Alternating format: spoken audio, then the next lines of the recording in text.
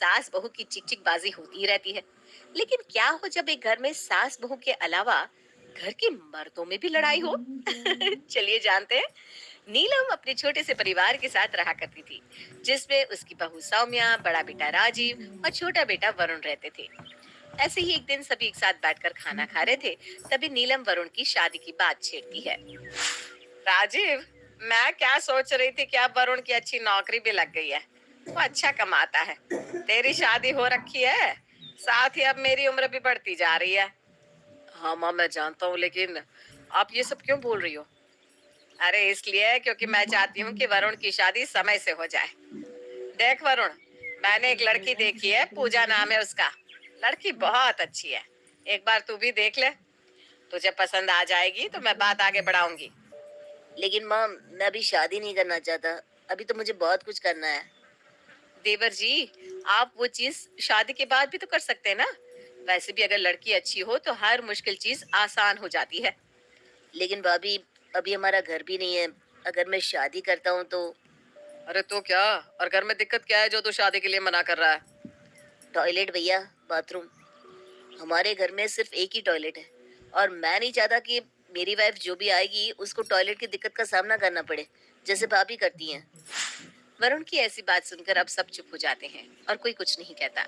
लेकिन तभी सौम्या अपने देवर से कहती है, देवर जी, मुझे कोई दिक्कत नहीं होती। देखिए, मैं सुबह जल्दी उठ जाती हूँ और आपकी वाइफ को भी कोई परेशानी नहीं होगी। भाभी, माँ, भैया, वैसे तो मैं यहाँ से जाने की सोच रहा था, लेकिन आप लोग है कि यहीं पर रहने की जिद कर रहे हैं। जहाँ तूने अपना बचपन गुजारा है, तो वहां से जाना चाहता है छोटे? भैया, ये जगह सही नहीं है। यहाँ का माहौल और भी बहुत कुछ है जो अच्छा नहीं है। हम यहाँ से कहीं नहीं जाएंगे। बस, अब इस बात पर और बहस नहीं होगी। ठीक है, मैं यहाँ से कभी नहीं जाऊंगा, लेकिन मैं अपने कमरे में एक टॉयलेट बनवाऊंगा, और इस चीज के लिए आप मुझे नहीं रोकेंगे भैया। माँ, अब लड़की को शादी के लिए हाँ कर दीजिए। नहीं नहीं नहीं, इस घर में दूसरा टॉयलेट नहीं बनेगा। इस घर को घर रहने दो, सरकारी शौचालय मत बनाओ। एक टॉयलेट बहुत है। तो ठीक है, जब तक इस घर में टॉयलेट नहीं बनेगा तब तक मैं शादी नहीं करूंगा। अरे वरुण, जिद पर मत अड़ जा। इस घर में दूसरा टॉयलेट नहीं बनेगा। इस घर में नहीं बनेगा, लेकिन मेरे कमरे में तो बनेगा ना टॉयलेट। अब तो मेरे कमरे में बना कर रहूंगा। दोनों भाइयों की लड़ाई देख नीलम राजीव को ही समझाती है। अरे राजीव, मान जाना। क्यों इस घर में बहस कर रहे हो तुम दोनों? नीलम की बात सुनकर राजीव कुछ नहीं बोलता। नीलम वरुण की बात मान जाती है, और इस तरह वरुण शादी के लिए मान जाता है और अपने कमरे में टॉयलेट भी बनवा लेता है। समय गुजरता है। गुजरते समय के साथ अब वरुण और पूजा की शादी भी हो जाती है। शादी के बाद पूजा अपने घर को काफी अच्छे से संभालती है। सब कुछ अच्छा चल रहा था। पर एक दिन सौम्या अपने कमरे में लेटी अपना फोन चला रही थी। तभी उसकी दीवार से कुछ रेत उसके फोन और सर पर गिरती है। हाँ? मेरे कमरे में ये रेत कहाँ से गिर रही है? सौम्या पलट कर देखती है तो अपनी दीवार पर सीलन देखती है। सीलन की वजह से ही उसकी दीवार की परत टूटकर उसके ऊपर गिरी थी। ये सीलन ये सीलन कहाँ से आ रही? आज से पहले तो सीलन कभी नहीं आई। सौम्या उस सीलन की शुरुआत देखती है, और वो देखती है कि सीलन ऊपर छत से आ रही है, और उसके ऊपर वाला कमरा उसके देवर का था। ये सीलन तो देवर जी के कमरे से आ रही है। कहीं ऐसा तो नहीं कि देवर जी का टॉयलेट लीक हो रहा है? जो भी है, एक बार ऊपर जाकर पूजा से बात करनी पड़ेगी। इतना बोलकर सौम्या पूजा के कमरे में जाती है, जहाँ वो पूजा से बात करती है। पूजा, तुम्हारा टॉयलेट लीक हो रहा है क्या? हाँ भाभी, वो क्या है ना, पता नहीं कैसे टॉयलेट का नल टपक रहा है, जिस वजह से पूरा टॉयलेट गिला है। मैंने वरुण जी को कहा है शाम को वो प्लम्बर साथ में लेकर आएंगे। वैसे आपको कैसे पता चला कि मेरा बाथरूम? क्योंकि मेरे कमरे में सीलन आ रही है, और ये सीलन तुम्हारे टॉयलेट की तरफ से आ रही है, इसीलिए तो तुमसे बात करने आ गई। वैसे वरुण को बोल देना समय से ठीक करवा दे। अगर ये सीलन बढ़ती गई तो तुम्हारे जेठ जी बहुत गुस्सा करेंगे, क्योंकि जब वरुण टॉयलेट की जिद कर रहा था तब इस घर में पहले भी एक बार बहस हो रखी है। आप चिंता मत कीजिए, मैं हूं ना। मैं वरुण को बोलकर सब ठीक करवा दूंगी। पूजा और सौम्या अब अपनी सास के पास जाते हैं और अपना समय अपनी सास के साथ बिताते हैं। देर शाम जब राजीव घर आता है तो उसकी नजर कमरे में आई हुई सीलन पर पड़ जाती है। सौम्या, सौम्या कहाँ हो? अंदर तो आना जरा। राजीव की ऐसे गुस्से वाली आवाज सुनकर तुरंत सौम्या अपने कमरे में जाती है। क्या हुआ जी? आप इतना गुस्सा क्यों कर रहे हो? ये सीलन कहाँ से आ रही है? ना तो बारिश हुई है, ना हमारा छत टपकता है, तो फिर ये सीलन कैसे? अब वो पूजा का टॉयलेट लीक कर रहा है। पूजा ने कहा है कि आज शाम ठीक हो जाएगा। राजीव सौम्या की बात का जवाब नहीं देता और चुपचाप चेंज करने चला जाता है। समय गुजरता है। गुजरते समय के साथ राजीव के कमरे में सीलन तो बढ़ती ही जा रही थी। ये देख राजीव अब अपने गुस्से पर काबू नहीं रख पाता और वो सीधा वरुण के पास जाता है। वरुण, मुझे तुमसे कुछ बात करनी है। हाँ भैया, बोलिए ना। ऐसा नहीं, तुम मेरे साथ चलो। राजीव वरुण का हाथ पकड़कर उसे अपने कमरे में ले आता है और अपने कमरे की सीलन दिखाते हुए कहता है, ये सीलन देख रहा है? अरे तेरे टॉयलेट ने मेरे कमरे की धज्जियां उड़ा कर रख दिया है। बहुत दिनों से शांत हूँ, लेकिन अब बर्दाश्त से बाहर हो गया है। अब तू बता, इसका क्या करना चाहिए? लेकिन मैंने तो नल ठीक करवा दिया है, उसके बाद भी सीलन। अरे कमरे के अंदर टॉयलेट बनवाएगा तो क्या होगा? खुद तो आराम से रह रहा है। जिसको दिक्कत हो रही है उसी को पता है कि वो अपना काम कैसे करता है। अरे अभी मैं ऑफिस का काम कर रहा था, लेकिन ये दीवार झड़कर नीचे गिर गई।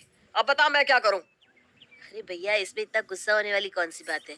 अगर आपको काम करना है तो आप कहीं भी कर सकते हैं। हॉल है, माँ का कमरा है, मेरा कमरा है। मुझे जगह जगह जाकर अपना काम करने की आदत नहीं है। मुझसे मेरे ही कमरे में काम होता है। राजीव की ऐसी बात सुनकर वरुण राजीव की बात को इग्नोर करता है और वहां से अपने कमरे में चला जाता है। वरुण टॉयलेट में जाकर ये चेक करता है कि आखिर सीलन आ कहां से रही है, लेकिन उसे कुछ भी पता नहीं चलता। समय बीतता है और बीतते समय के साथ अब नीलम के दोनों बेटों के बीच रोज लड़ाइयां होने लगी थी। इन लड़ाई को देखकर घर की औरतें भी काफी परेशान हो जाती है। ऐसे ही एक दिन राजीव और वरुण के बीच लड़ाई हो रही थी। तभी पूजा अपनी सास के पास आती है। माँ जी, मैंने अक्सर सास बहू देवरानी जेठानी में ऐसी लड़ाइयाँ होती देखी है, लेकिन मैं पहली बार इनके बीच में देख रही हूँ। हमें इनकी लड़ाई सुलझाने के लिए कुछ तो करना पड़ेगा। हाँ माँ जी, पूजा बिल्कुल सही कह रही है। अगर हमें इस घर में शांति चाहिए तो हमें इनका सोल्यूशन तो निकालना ही पड़ेगा। अरे वही तो मुझे समझ में नहीं आ रहा, आखिर इन सबको मैं क्या करूं जो ये दोनों इस तरह लड़ना बंद कर दे। आइडिया माँ जी। दीदी, मैं इन दोनों की लड़ाई में कूद रही हूँ, बीच में आप दोनों अपनी अपनी राय देना, ठीक है? इतना बोलकर पूजा उन दोनों की लड़ाई में घुस जाती है। भैया, आप वरुण पर इतना गुस्सा क्यों कर रहे हैं? अरे जब पहले सिलन हुई थी तो इन्होंने ठीक करवा तो दी थी, उसके बाद भी आप इन्हीं बोल रहे हैं। देखो पूजा, हम दोनों भाइयों के बीच में तुम बताओ, समझी? ऐसे कैसे ना हो? अरे आप मेरे पति के लिए ऐसे शब्दों का इस्तेमाल कर रहे हैं और मैं चुपचाप सुनती रहूं? अगर नहीं सुनना तो मत सुनो, लेकिन अपनी हरकत सुधार लो, समझी? तुम लोगों की वजह से हम लोगों को परेशानी हो रही है। इस तरह घर में सब एक दूसरे से लड़ जाते हैं। तभी बीच में नीलम कहती है, अरे बस भी करो तुम चारों। जब देखो लड़ते रहते हो। हर घर में लड़ाई होती है, लेकिन कोई भी तुम लोगों के जैसे नहीं लड़ता। अरे टॉयलेट ना हुआ, जान की आफत आन पड़ी है। वरुण, तेरे बाथरूम की वजह से राजीव के कमरे में सीलन आ गई है, इसलिए उसके कमरे को ठीक करवाने का काम भी तेरा है। और साथ ही तुझे अपना टॉयलेट भी मेंटेन करना पड़ेगा। अब अगर किसी ने कोई भी बहाना लेकर लड़ने की कोशिश की तो मुझसे बुरा कोई नहीं होगा। नीलम के गुस्से के आगे सब चुप हो जाते हैं और होता भी कुछ वैसा ही है जैसा नीलम कहती है। और इस तरह अब सब शांत हो जाता है। वरुण भी अब अपने भाई का कमरा ठीक करवा देता है और अपने टॉयलेट को मेंटेन करने लगता है। इस तरह फिर कभी उन भाइयों में लड़ाई नहीं होती और आखिरकार पूजा का आइडिया काम आ ही जाता है, जिसके बाद अब सब सुकून से रहते हैं। किसी की वजह से अगर कोई काम रुकता ही चला जाता है तो लोग उसे पनौती कहने लगते हैं। अरे आज हम लोगों की जूस की फैक्ट्री का माल ट्रक में लद कर शहर जा रहा है। डिलीवरी होते ही पेमेंट भी आ जाएगी। लाखों रुपए का माल है। लेकिन थोड़ी ही देर में रितु का पति दौड़ता हुआ आता है। पिताजी, पिताजी, वो जूस से भरा ट्रक पलट गया। सारा जूस पास की नाली में बह गया। हे भगवान, तेरी शादी के बाद ये पहली बार ऐसा हुआ है। मैं तो बोल ही रहा था कि इस लड़की की कुंडली बनवा लो। देखा, आए दिन नुकसान। बेचारी रितु पर्दे के पीछे से ससुर की बात सुन रही थी, लेकिन करती भी तो क्या, कहती भी तो क्या। अरे रितु, क्यों उदास होती हो? मुझे भरोसा है तुम ही मेरे घर की लक्ष्मी हो। आई, आई, आई, आई, आई, आई। अरे मेरे पैर में चोट लग गई है। रितु जरा चल डॉक्टर को दिखाते हैं। रितु सास के साथ डॉक्टर के घर जा ही रही होती है कि उसका पैर फंस जाता है और वो सास पर गिर जाती है। हाय रे, पहले से ही पैर टूटा था, अब ऊपर से मेरे ऊपर गिर गई। हे भगवान, उठा ले मुझे भगवान। अये, अये, अये, कोई उठाओ तो मुझे। हाँ हाँ सासू माँ, लाइए हाथ दीजिए, यहाँ बैठिए, मैं पानी लेकर आती हूँ। हाय रे, अब तो डॉक्टर भी चला गया होगा। अरे इस लड़की के कारण पता नहीं मैं अपने पैरों पर खड़ी भी हो पाऊंगी कि नहीं। माँ, बहुत घबराहट हो रही है। कल मेरी अपनी खुद की फैक्ट्री शुरू होने वाली है। पता नहीं कैसा रहेगा मेरे लिए बिजनेस। अरे क्यों नहीं बेटा, अच्छा होगा। इतनी लगन और मेहनत जो की है तूने, बस तेरी बीवी का मनहूस साया ना पड़े। अरे जब से आई है कुछ ना कुछ मनहूस होता ही चला जा रहा है। कैसी बात कर रही हो माँ? एक तो वो अपना घर परिवार छोड़कर हमारे लिए यहाँ आई है, और तुम हो कि दिन बीतते हैं और एक दिन। निकल इस घर से, मैं कहती हूँ निकल। जब से यह लड़की मेरे घर की बहू बनी है, हर जगह घाटा, हर जगह नुकसान।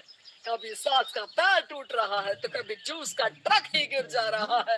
अरे अब तो हद ही हो गई। मेरे बेटे का इतना भारी एक्सीडेंट कि वो कोमा में चला गया। वो तो शुक्र है कि जान बच गई। नहीं नहीं, हम ऐसी लड़की को अपने घर में रख ही नहीं सकते। अब तो रितु को भी लगने लगता है कि वो मनहूस है। वो चुपचाप घर छोड़कर निकल जाती है। चलते चलते रितु एक जंगल में झोपड़ी में पहुंच जाती है, जहां एक साधु तपस्या कर रहे होते हैं। आ गए बेटी, क्यों परेशान होती है? ये तो जीवन का नियम है। इंसान हमेशा नकारात्मक चीजों को ही सुनता, देखता और समझता है। किसी की अच्छाई उसे नजर ही नहीं आती। आपने मुझे बेटी कहा है तो शरण भी दे दीजिए बाबा। मैं आपका सारा काम कर दिया करूंगी, बस आपके जीवन में मेरे जैसी बेटी की वजह से कुछ बुरा ना हो। साधु आंख बंद करके मुस्कुराता है और रितु उनके घर की बेटी बन जाती है। पिताजी, भोजन तैयार है, आकर खा लीजिए। बेटा, जो भोजन तूने बनाया है उसमें सांप का जहर है, वो खाकर मैं मर सकता हूँ। नहीं नहीं पिताजी, खाना तो मैंने अपनी आंखों के सामने बनाया है, यहाँ तो कोई सांप आया ही नहीं। ठीक है, फिर ला मैं खा लेता हूँ। साधु खाना खाने जाता ही है कि खाना रितु के हाथ से गिर जाता है और वो खाना बिल्ली खा जाती है। बिल्ली उस खाने को खाती ही मर जाती है। नहीं पिताजी, मैंने खाने में जहर नहीं मिलाया। मुझे इस बात का पता नहीं पिताजी। मैं ये बात जानता हूँ। खाने में जहर का मिलना और इस खाने का गिरना, ये तो पहले से ही तय था। इसमें तुमने कुछ नहीं किया है बेटी।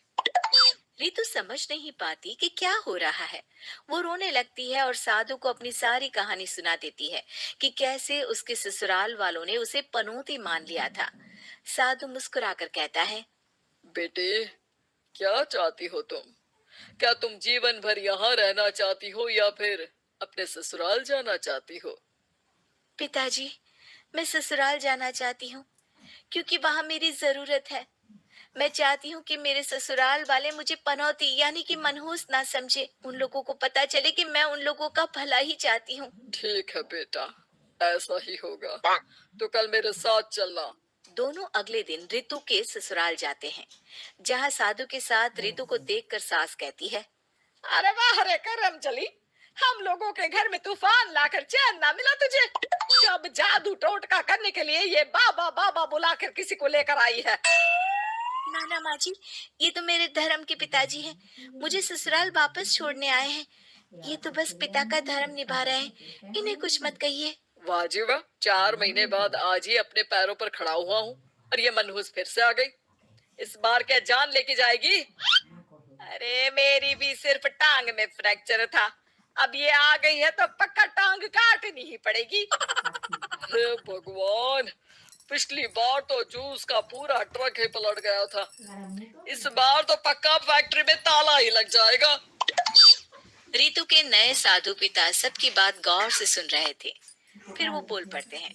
मैं आप लोगों को कुछ दिखाना चाहता हूँ। वो साथ में गोला लाए थे। उस गोला में वो सबको कुछ दिखाते हैं। वो दिन दिखाते हैं जब जूस से भरा ट्रक गिरता है। पास के कुछ जानवर उस गिरे जूस को पीते हैं और वहीं मर जाते हैं। देखो, इस जूस में तुम्हारे फैक्ट्री के मैनेजर ने जहर डाला था। अच्छा हुआ वो ट्रक गिरा, वरना पूरा परिवार जीवन भर के लिए जेल में होता। हे भगवान, तब तो न जाने कितने लोगों की मौत हो जाती इस जूस को पीकर। शुक्र है भगवान का, अनहोनी से बचा लिया। वो दिन देखते हैं जब पति का एक्सीडेंट हुआ था, लेकिन रितु के करवा चौथ के व्रत के कारण वो बच जाता है, वरना तो मृत्यु निश्चित थी। सभी रितु की तरफ देखते हैं। बाबा, मैं तो मनहूस नहीं हूँ। शुक्रिया बाबा, मेरे मन में जीवन भर का बोझ रहता कि मैं इन लोगों के दुख का कारण तो नहीं। नहीं नहीं बेटा, मनहूस तो ईश्वर किसी को नहीं बनाता।